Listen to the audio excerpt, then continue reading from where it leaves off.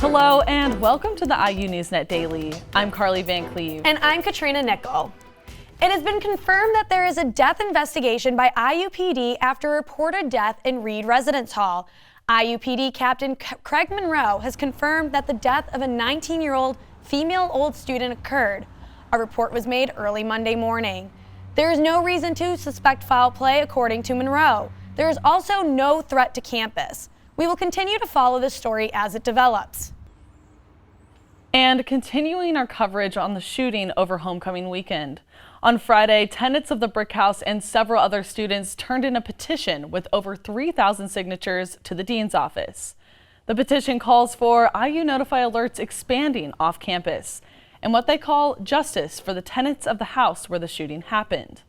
The petition gained over 3,000 signatures in just a week. One tenant tells us the dean's office accepted the petition and says they are willing to work towards change. I hope that the 3,000 signatures that signed the petition speak something to them. If it doesn't, then that's really cowardly. I'd love to work with them. I do think that for the most part, they want to see the right thing happen and that they want to see change. I think we could have more conversations regarding the tenants of the Brick House and the university's response to the shooting. I think we need a lot more time to talk about that, and I think it would be beneficial for the dean's office to hear more perspective. Watch the full IU NewsNet show this Thursday to hear more about the petition. And for the next update, the tenants of the Brick House are now officially moved out. But where are they now? After the tenants left their home voluntarily, IU offered the 5 roommates emergency on-campus housing, 2 of which accepted the offer, while the others say they are living with friends. Grant Mitchell says he signed a new lease at the apartments, but is now paying $100 more in rent per month. He says no one is happy about the situation. But over the weekend, the DIY house show community hosted a benefit concert, raising over $500 for the tenants. There's also a GoFundMe account, which now has around $500 as well. IU had a special guest come in this past week, part of its speaker series. CNN anchor and 60 Minutes correspondent Anderson Cooper made it here to Bloomington. He attended a dinner with students from various organizations across campus and answered questions. He then spoke to a sold-out auditorium at the Musical Arts Center about his career in journalism. One of his main points was that in today's political climate, the most important thing you can do is to remain unbiased. Now, an event over 30 years in the making, the annual Silent March, Take Back the Night. Activists and students alike gathered in support of those affected by sexual violence.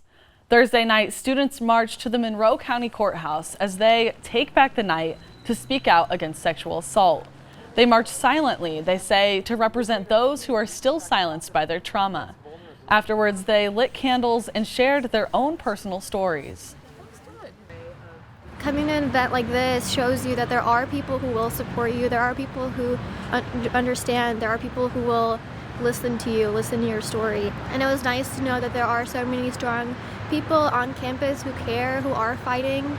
The annual Take Back the Night event began in the late 80s by a woman named Joanne Underwood, who is still alive today. Some changes are coming to the IU Bloomington transit system. Bloomington Transit has created a project that will integrate bus routes and modify other routes to make them more efficient. It will be implemented in hopes to increase ridership, which has been in decline since 2014. The new and improved bus routes will be introduced starting in fall of 2020. Tomorrow, 16 Nashville, Indiana properties will go on the auction block, both residential and commercial. The owner, known for his red hat, was called the Walt Disney of Nashville by one shop owner. Frank Andy Rogers died last year. His family decided to auction off the many familiar buildings that house a large number of shops. It makes some of the shop owners nervous about their future. When the first time I heard it, I thought, okay, what do I do? Close up and go online? Move the shop?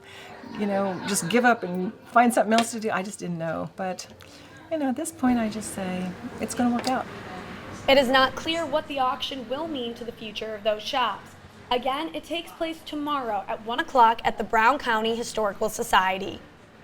And the rain and gray skies didn't stop the annual Color the Campus. Jill Bramman Color Run was this Saturday. This year, the rain cut the race short by 2 miles and damaged many of the colorful powders thrown on the participants. The annual color run began after IU student Jill Behrman went missing almost 20 years ago. Her mother, who works at IU, started the event to raise awareness for those affected by violence. The money raised from the event is given out as the Jill Behrman Emerging Leader Scholarship. And now a recap on IU football's trip to Nebraska. And IU NewsNet's Connor Hines took the trip there himself. If you told a Hoosier fan in August that Indiana would have a fighting chance on the road against Nebraska when Week 9 rolled around, they might have given you a curious look. Following Saturday's gutsy 38-31 win in Lincoln, it's a different narrative, as IU overcame perhaps its worst possible defensive start to again become bowl eligible. And at 6-2 on the year, Indiana football has its best record in nearly 3 decades. Quarterback Peyton Ramsey again shined through when he was needed most, and though the win still wasn't completely demonstrative of where IU wants to be, there's no doubting that Tom Allen is taking Indiana places it hasn't been in a very long time. This means a whole lot to our program. It changes a lot of things with our guys. This team believes. This team is finding ways to win. This team has a lot of character. Now, of course, for Indiana, reaching 6 wins, especially in a building like this one, was never going to be an easy task. But as Tom Allen said post-game, reaching a bowl game for this team in 2019 is the baseline. It's the expectation. This constitutes breakthrough. You have to show evidence on the field that the breakthrough is actually coming and it's actually going to happen. But yeah, it's about building something special. And now with 4 games remaining, it's just about how high up the ladder Indiana can go. That continues this Saturday at 7 p.m. with a struggling Northwestern team in town. For IU NewsNet, I'm Connor Hines. Thanks, Connor. And that brings us to our weekly look at the fall leaves. Now let's take a look at the Brown County leaf cam. As it gets colder, we see the colors emerging more and more each day. You can see the camera is covered by the rain at some points. But the reds, oranges, and yellows are almost at their peak. Again, you can see the fall leaves for yourself at browncounty.com. And that's all today for the IU NewsNet Daily. Be sure to check out our Facebook and Instagram page. I'm Karli VanCleave. And I'm Katrina Nickell. We'll see you Thursday for the full IU NewsNet show and all the latest Bloomington news that's important to you. Thanks for watching.